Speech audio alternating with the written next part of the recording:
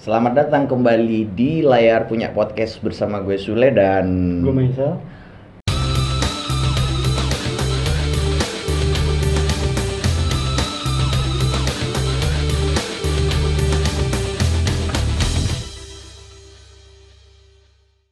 kali ini di podcast yang ketiga Layar akan membahas tentang film lagi karena ini memang film, maksudnya film horor dari Seorang sutradara Iya, Indonesia yang sutradara pernah kita bahas Indonesia. sebelumnya.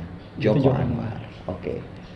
Itu tidak hanya satu film kan Joko Anwar bikin Horor. genre horor kan? Iya, untuk murni horornya udah 2, tapi Iya. kalau ada flick horornya udah lumayan ya. Ada kayak Kala juga ada horornya, Forbidden Door juga ada horornya. Tapi hari ini kita fokus bahas tentang Pengabdi Setan.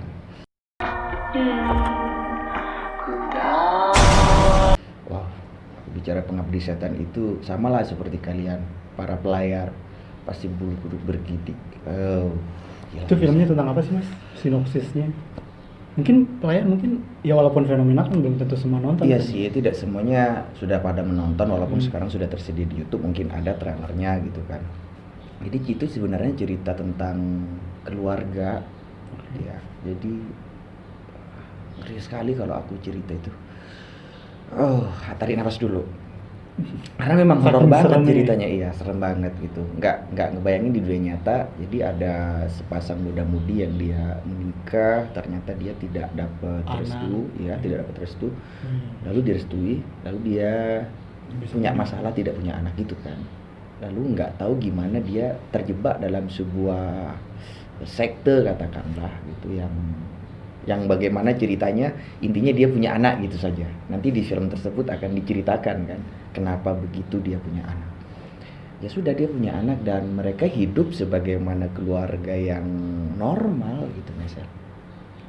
Jadi mereka nggak bisa punya anak, ikut sekte supaya akhirnya dapat anak. Punya anak ya. Nah, 4 malahan. 4 anaknya. Ya. Kalau ini bukan 4 ya? Itu udah apa nih? Oke, gini aja deh. Oke, anaknya 4. Iya. Masalahnya adalah harus ada tumbalnya. Pada akhir cerita bisa aja ada tumbal di akhir cerita memang. Tapi dari garis besar cerita itu sekte tersebut sebenarnya menghendaki itu beranak pinak gitu loh. Tetapi kan itu diakhiri pada akhirnya dia membutuhkan tumbal. Gitu. Nah, kalau kita mikir ini kan horor Indonesia kan bukan pertama kali bikin horor ya, Iya. udah sering banget. Kita tahu Suzana itu Queen of Horror di Indonesia. Pertanyaannya adalah kenapa kok bisa Pengabdi Setan ini jadi horor tersukses Indonesia? Padahal kan udah banyak tuh horor-horornya. Ini pelayar yang sudah nonton itu sudah pasti tahu kan, karena sudah banyak sekali yang mereview sebenarnya kenapa Pengabdi Setan versi Joko Anwar yang dia remake dari sebuah film tahun 80-an. Oh iya, dia reboot kan. dari Iya. judul yang sama. Karena film horor ini benar-benar segar. Kalau dia nonton film horor dari awal gitu, ada banyak film horor misalnya dia tonton di Indonesia ya, maksudnya bukan film horor yang dari Luar. Hollywood atau dari Asia gitu, itu memang benar-benar segar. Misalnya kita baca, nggak usah review yang serius lah, komen-komen netizen 62 itu kan mereka suka komentar kan, dia suka beropini tentang apa yang baru dia tangkap gitu. Segar misalnya. Kalau menurut gue sendiri ya, salah satu faktor kesuksesan dari Pengabdi Setan itu nggak lain ya karena promosinya besar-besaran. Pertama, Oke. itu bukan Promosi satu-satunya, ya? tapi Iya. itu salah satunya. Salah satu. Bukan satu-satunya, tapi jadi faktor salah satu yang bikin itu jadi benar-benar sukses. Karena gue inget banget ya waktu awal-awal Joko Anwar bilang dia pengen bikin horor, dia pengen ribut horor di Iya, Twitter. iya. Dia nanya ke netizen kan, horor apa yang pengen dia ribut. Tahunya 1 tahun kemudian dia malah ngasih tahu kalau dia pengen ribut Pengabdi Setan ini. Oke. Nah, yang kedua faktor yang ini pendapat personal. Iya. Yang kedua menurut gue itu ya tadi sama kesegaran cerita dari sebuah horor. Kita kan tahu kalau ini kan reboot dari film 1980-an Iya, ya, benar. 982 atau Iya. tentang judul yang sama, tapi kalau kita lihat dia beda.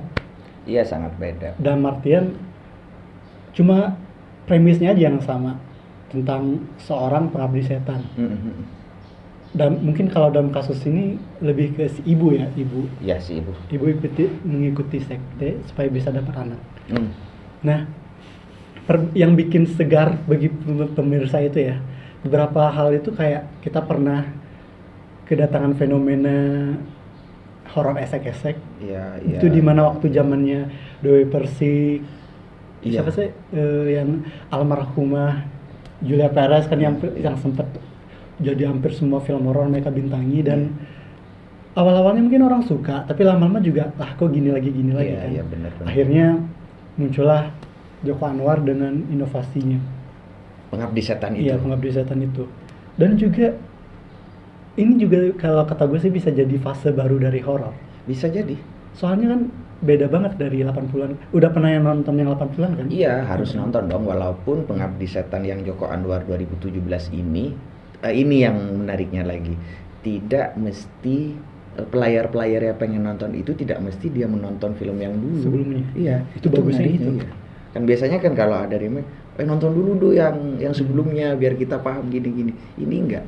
Nah, gue setuju juga dengan yang gitu. Kan biasanya kan kalau ada film-film lain, utamanya yang udah ada di novelnya misalnya kan kayak apalah pokoknya kayak atau di animenya atau di manganya kan. Orang bilang kalau nonton itu harus nonton novelnya, harus baca novelnya dulu, atau harus kalau yang ribut harus nonton yang sebelumnya. Itu kalau menurut gue itu justru filmnya gagal kalau harus kayak gitu. Iya. Soalnya kalau sebuah film itu harus kayak Pengabdi Setan ini, walaupun dia ribut, dia nggak boleh kelihatan kalau dia itu bentukan dari sesuatu yang sudah ada sebelumnya. Kalau penonton pengen nonton film itu, dia harus bisa jelas, dia harus bisa mengerti dari film tersebut. Bener. Nggak boleh dari sumber luar. Oke. Dan itu kata gue kalau udah bisa kayak gitu berarti sukses. Ya itulah Joko Berarti Anwar. Joko Anwar ini sukses. Kenapa Pengabdi Setan Joko Anwar ini menjadi salah satu film yang bikin dunia film horor di Indonesia itu menjadi semarak lagi. Maksudnya kayak di-upgrade gitu loh. Kayak ada inovasinya gitu. Jadi nggak yang stuck pada seperti yang Mesir bilang tadi, yang itu aja terus gitu. Ini lagi. Pengabdi Setan muncul. Jadi para pelayar-pelayar itu ketika nonton di bioskop, dia kayak baru bangun gitu, oh gini horor ya gitu. Keren sekali gitu. Jadi nonton film horor itu, kejutan-kejutan yang ditampilkan itu benar-benar bikin merem. Kayak gitu. Karena takut tadi itu. Iya, karena takut. Jump scare-nya ya. Iya. Jadi dan Joko Anwar itu kayak kita nakutin anak kecil gimana sih gitu, kayak tutup buka itu kayak gitu, dan itu tidak membosankan dan tidak monoton, padahal banyak sekali misal itu di film tersebut. Yang menarik dari horor itu kan jump scare itu loh. Ada beberapa orang, bahkan Joko Anwar sendiri kan bilang kalau dia berjanji kalau Pengabdi Setan itu tidak akan menunjukkan jump scare yang tidak perlu. Oke. Kan biasanya sering horor-horor yang jump scare-nya nggak penting. Maksudnya kan kayak sering lihat sih nonton film luar atau film Indonesia bahkan kan kalau dia ngeliat ke samping taunya temennya tapi dibikin horor itu betul. Setan kan sering kan. Nah di Joko Anwar di film Pengabdi Setan ini hampir nggak ada. Itu menarik banget soalnya kan jump scare itu bisa dibilang elemen klasik di film horor ya. Itu yang bikin orang kenapa suka horor. Emang sih ada film-film horor yang nggak pakai jump scare-nya kayak Ari Aster itu kan kayak Hereditary, kayak Midsommar, bahkan yang film Inggris itu Little Stranger. Itu hampir nggak ada jump scare-nya, tapi malah creepy, dan itu bisa dibilang subgenre lagi dari horor. Sedangkan walaupun ada hal yang baru, jump scare itu tetap ada, itu bakal klasik, itu menjadi hal yang klasik dalam horor. Dan sampai kapanpun orang bakal tetap suka. Kalau yang di Pengabdi Setan rasanya gimana? Selain nggak monoton itu, kejutan-kejutan itu tadi. Itu bikin sensasi, yang itu ya, kayak yang jump scare itu ya. Sensasi untuk kita tahu kalau kita bakal ditakutin, kita tahu bakal kita nonton sesuatu yang serem. Dan kalau ada jump scare itu, ekspektasi kita bisa nyampe. Kita jadi kayak deg-degan gitu kan. Walaupun banyak, nggak sedikit loh orang yang nonton itu penakut kan. Sampai kalau dia di tayangan YouTube kan sampai nutup mata bareng gitu atau gimana. Itu tanya sama pelayar tuh. Iya, emang karena ya kita tahu itu menakutkan, tapi Iya. kita juga justru kita pengen itu, kita pengen ditakut-takutkan. Iya. Nah, selain jump scare ya, Hmm. hal yang paling bikin Pengabdi Setan itu fenomenal ya, salah satu yang bikin faktor dia fenomenal itu auranya. Oh, Jadi kayak pencahayaan barangkali. bukan, Made lebih up. ke apa ya istilahnya, kayak atmosfernya.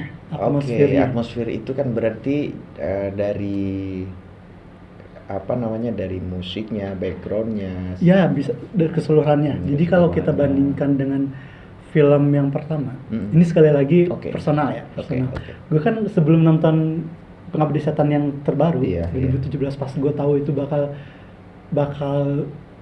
Tayang, rilis, iya. gue langsung nyari yang pertamanya di YouTube. Oke. Dan sejujurnya gue bisa amazed sih sama film yang pertamanya, soalnya di awalnya bener-bener dia membangun tension yang kan di awalnya udah nonton kan, Iya. dia ibunya langsung meninggal. Langsung meninggal. Dan itu kan baca ayat-ayat Al-Quran itu Iya, kan seremnya iya. langsung ke bawah ya. Di film yang Pengabdi Setan yang tahun 80-an misalnya, di endingnya ya seperti film-film horor di zaman itu. Jadi endingnya pasti adalah hantunya keluar, datang ustadz, baca ayat, kalau nggak hantunya itu hilang ditelan bumi atau ditelan malam, itu terbakar.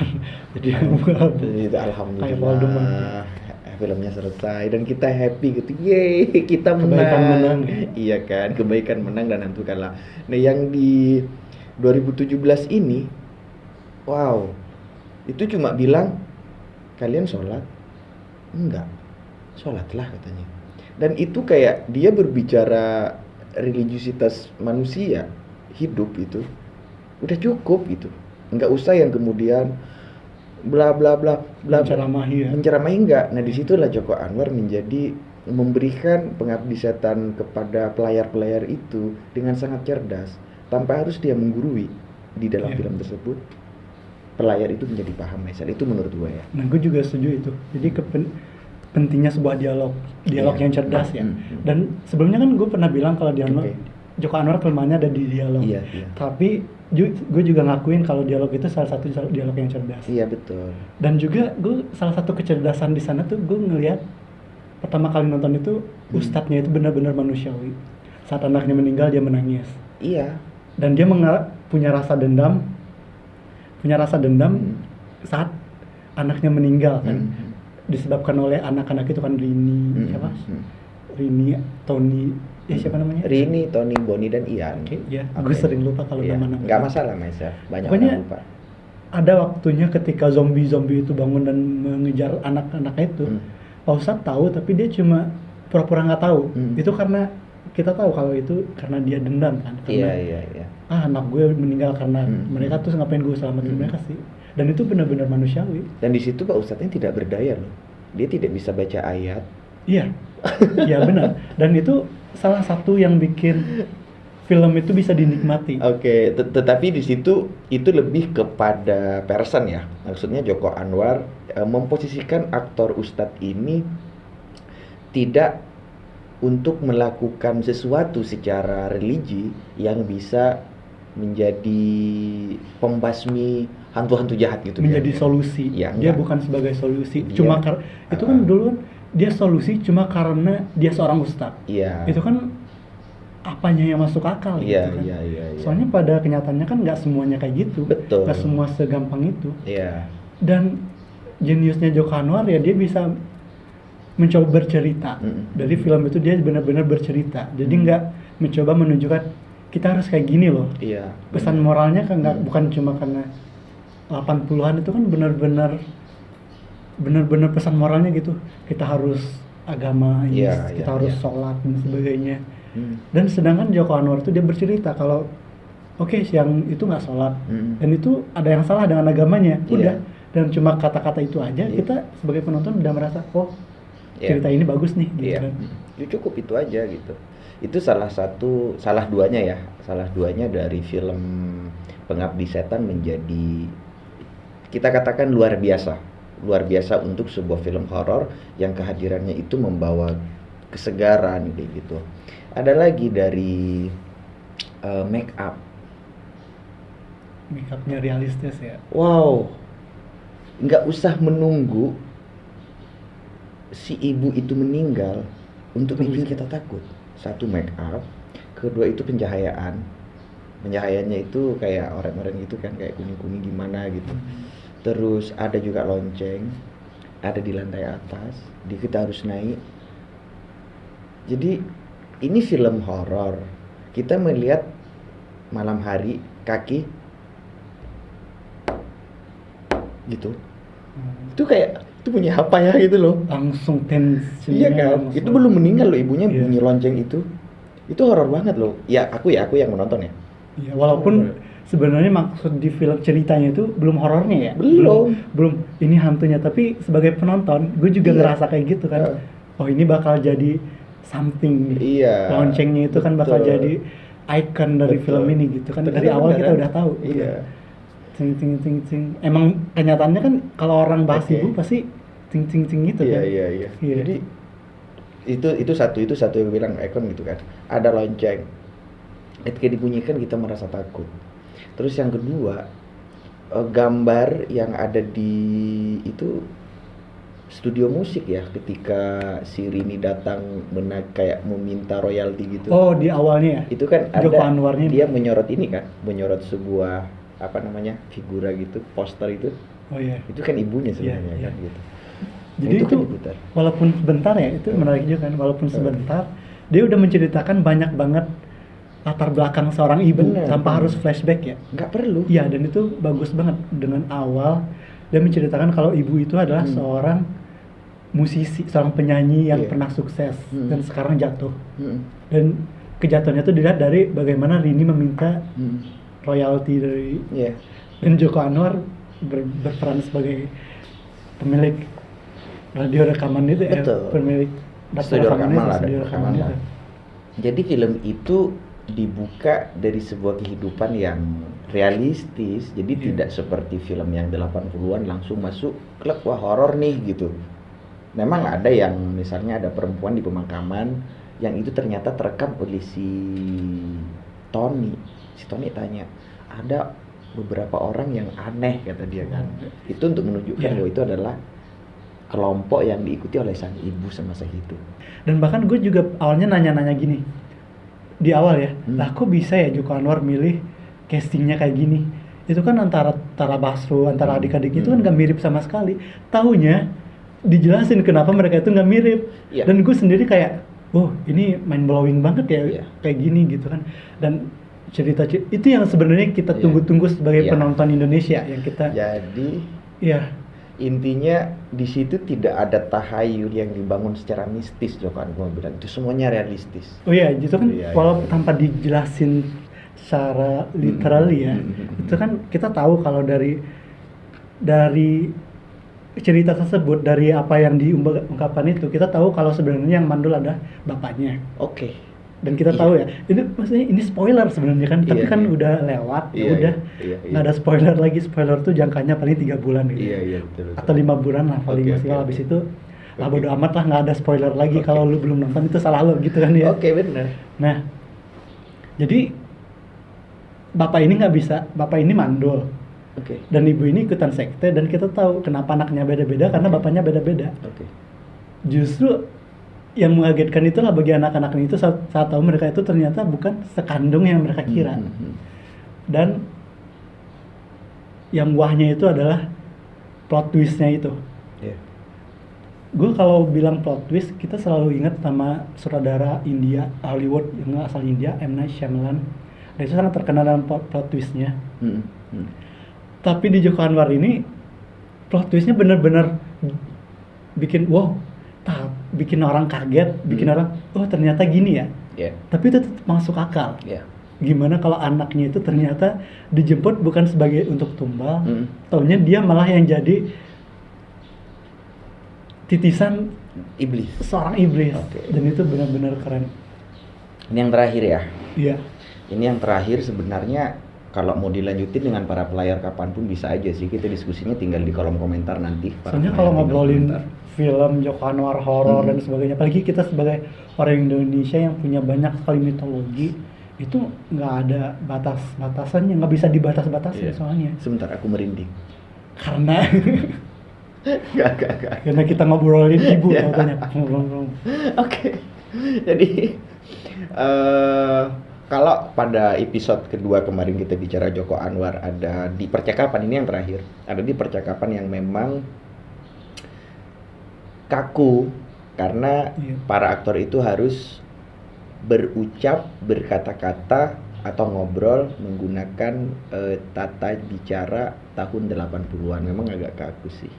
Oh ya, emang itu kayaknya ya, Joko Anwar terlalu berorientasinya ke sana kali Iya, ya, iya. kayak terlalu baku dan sebagainya. Cuma dalam dalam satu kondisi, satu situasi itu justru jadi kekuatan gitu. Tapi yang menarik adalah endingnya sebagai penutup. Oh iya. Akhirnya kita akan panen. Para pelayar, kita akan panen.